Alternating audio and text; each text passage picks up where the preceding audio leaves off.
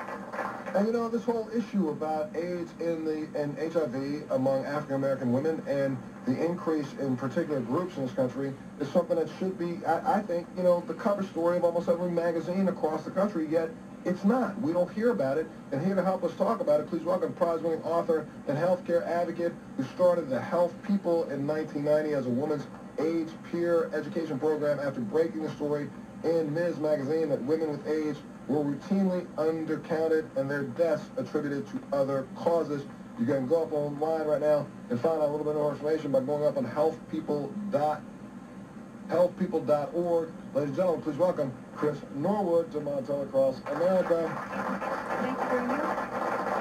Thank you so much, Chris. I don't know if you had a chance to listen to any of the conversation I was just having with Dr. Jorge, but you know, to me, it's an abomination when we see the increase in HIV infections in any group in this world, especially now that it's been around for 30 years and we've had enough information that people should be able to protect themselves. What do you think? Well, I totally agree with you, Montel, and the the particular dismaying problem I've looked at in New York City is that women's areas where women are most at risk or have the most AIDS are not getting their fair share of federal money. In New York City, it's mostly in the Bronx and Brooklyn, and I think if other people looked at their local areas, they would find the same thing. New York City gets like $140 million a year for AIDS care and prevention, but it puts 60% of that money into Manhattan, but 60% of the women's cases are in the Bronx and Brooklyn. And I think the federal government needs to monitor this huge funding it gives out and make sure it's being used properly. And not only just monitoring the funding, but we need to start paying attention. We have 1.2 million people infected with the HIV virus right now as we speak in this country. Yes. And the numbers will go up next year, and it'll go up the next year and the next year, and it's really, to me, an abomination in the fact that, you know, we are not, 10 years ago, I remember seeing messages almost daily on television from different groups across the country, from celebrities to you name it, talking about protection, talking about, being aware, getting tested, all those things. But now all of a sudden it seems that PSA is gone. Yes, the PSA is gone, but what is equally receded is programs that work are programs in communities. They're in the affected communities. And a lot of the programs that work best are peer education programs. The needle exchanges have worked. They've been very localized programs. So when you have people from, your neighbors being the people out saying, we're worried about you, we'd like you to pay attention to this, that is so much more effective than the kind of top-down prevention you have now, say with larger agencies, large social service agencies. It's like everything else. When people around you are concerned, you're concerned. Well, we're not even seeing, we haven't even seen HIV be part of the national health care debate. This whole... It isn't. It isn't. Not even brought up. And when you have 1.2 million people afflicted with carrying this virus, and that is supposedly greater than the number of people who suffer from the illness that I have, which is MS. Though we know that the figures that have been put out on MS in the last 10 years have been just bona fide ridiculous lies and misrepresentations. They claim that... This does happen. Yeah, it does happen. They're claiming that under 350,000 people in America still have only 350,000 people in this country have been diagnosed with MS, and we know those numbers are closer to 2 million right now as we speak. But still, with a disease that has reportedly more people affected than people with an illness like mine, I see more MS walks, more MS awareness than I do HIV. Mm-hmm. Yes, we have, we've gone back in our attention, and we have things we know that work. I mean, one of the great successes has been preventing perinatal transmission from mothers to infants.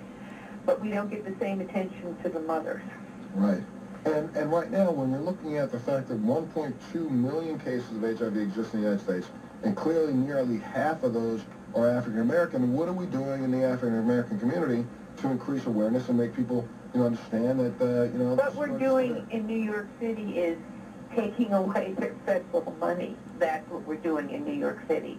And the money that's being taken away and put in other areas is mainly coming from the areas where minority women have the most cases or they're most at risk. And to me, it's like it hopefully will be when I say a federal case, either the U.S. attorney should be investigating this biased use of federal money, because it violates not just guidelines for disease, it violates discrimination and all guidelines for fairness. Well, obviously, it's finally reached the desk of Secretary of Health and Human Services Kathleen Sebelius, who explained that more than 56,000 Americans each year are infected with HIV, she said. Mm-hmm. Here's what she said. According to our latest data, more than 56,000 Americans are newly affected with HIV each year. And what's more disturbing is this number isn't going down. If our results aren't changing, then our actions have to change.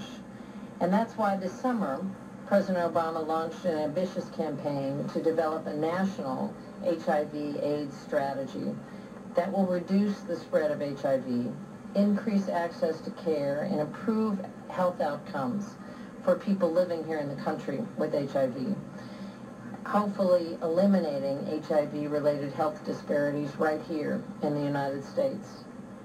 Well, now here's what she says. There's a program that was announced, but where is all the effort? I don't see anything hitting the news. I don't see anything spread out across the country. And this is what you're talking about when you're talking about funds are being cut. Maybe Sebelius isn't on the same page with the reality of what's happening in the street. Well, I think the first step, to have, to form a new national strategy, that's, good after 20 years. You want to relook at things. But I think Secretary Sebelius' first step is, again, to look at how the current $2 billion federal money in HIV prevention and HIV care and support, that's extra money put out every year, how is that money that already exists being used, and why is that $2 billion not put in effective, proven programs that are completely targeted to the highest risk areas? That is the first question. Well, we're going to make sure those questions wind up on her desk, as we'll send her a little tweet and email that suggests that she listened to what you just said. I got to say big thanks to you so much. Thank you. We're going to make sure we get this word out as much as possible. Ladies and gentlemen, again, healthpeople.org. You can go up online and get more information. Give it up for Chris Norwood. I got to take a little break. You're listening to Montel Across America. Montel Across America.